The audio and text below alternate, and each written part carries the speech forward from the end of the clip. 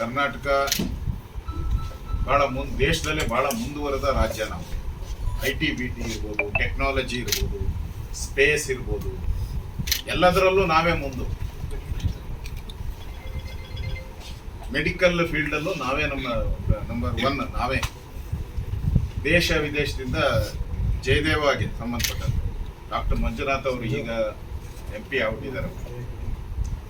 ಬೇರೆ ಬೇರೆ ನೈಜೀರಿಯಾ, ಬೇರೆ ಬೇರೆ ಆಫ್ರಿಕನ್ ಕಂಟ್ರೀಸ್ ಇಂದ, ಬಾಂಗ್ಲಾದೇಶ, ಪಾಕಿಸ್ತಾನ ಎಲ್ಲ ಕಡೆಯಿಂದ ಪೇಷಂಟ್ ಬಂದು ಒಂದು ಗೌರವವನ್ನ ಜಯದೇವ ಸಂಸ್ಥೆಗೆ ಒಂದು ದೊಡ್ಡ ಗೌರವ ಇತ್ತು ಇಡೀ ದೇಶದಲ್ಲಿ. ಮತ್ತೆ ಇಡೀ ದೇಶದಲ್ಲಿ ನೀವು ಯಾವುದೇ ಆಸ್ಪತ್ರೆ, 250 ಬೆಡ್ ಆಸ್ಪತ್ರೆ ಇರುವಂಥದ್ದು ಇಡೀ ದೇಶದಲ್ಲೇ ಇಲ್ಲ, ಹೃದಯಕ್ಕೆ ಸಂಬಂಧಪಟ್ಟದ್ದು ಅಂತ ಒಂದು ಪ್ರತಿಷ್ಠೆಗೆ ಇವತ್ತು ಧಕ್ಕೆ ಬಂದಿದೆ. ಅದು ಸರ್ಕಾರದ ನಿರ್ಲಕ್ಷ್ಯದಿಂದ. ಕುಡಿಯೋ ನೀರು, ಆಪರೇಷನ್ ಥಿಯೇಟರ್ಗೆ ನೀರಿಲ್ಲ, ಪೇಷಂಟ್ಗಳಿಗೆ ನೀರಿಲ್ಲ. ಈ ಸ್ಥಿತಿ ಬಂದ್ಬಿಟ್ರೆ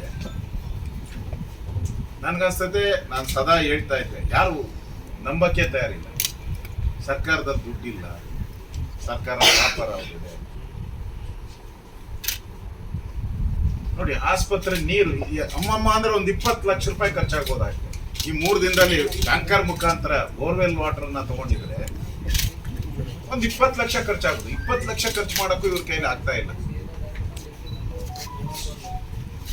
ಅಷ್ಟು ದರಿದ್ರ ಈ ಸರ್ಕಾರಕ್ಕೆ ಬಂದಿದೆ ಅನ್ಸ್ತದೆ. ಮತ್ತೆ ಈ ಸರ್ಕಾರ ಏನು ಬದುಕಿದೆಯಾ ಸತ್ತಿದೆಯಾ ಅಂತ ನಾನು ವಿರೋಧ ಪಕ್ಷದ ನಾಯಕರಾಗಿ ಸರ್ಕಾರನ ಕೇಳ್ತಾ ಇದ್ದೀನಿ. ಗಮನ ಹರಿಸ್ಬೇಕಲ್ಲ. ಇದೊಂದೇ ಅಂತಲ್ಲ, ಇಡೀ ರಾಜ್ಯದಲ್ಲಿ ಇವತ್ತು ಸುಮಾರು 10 ರಿಂದ 15 ಜನ ಈ ಕಂಟಾಮಿನೇಟೆಡ್ ವಾಟರ್ ಇಂದ ಸತ್ತಿದ್ದಾರೆ.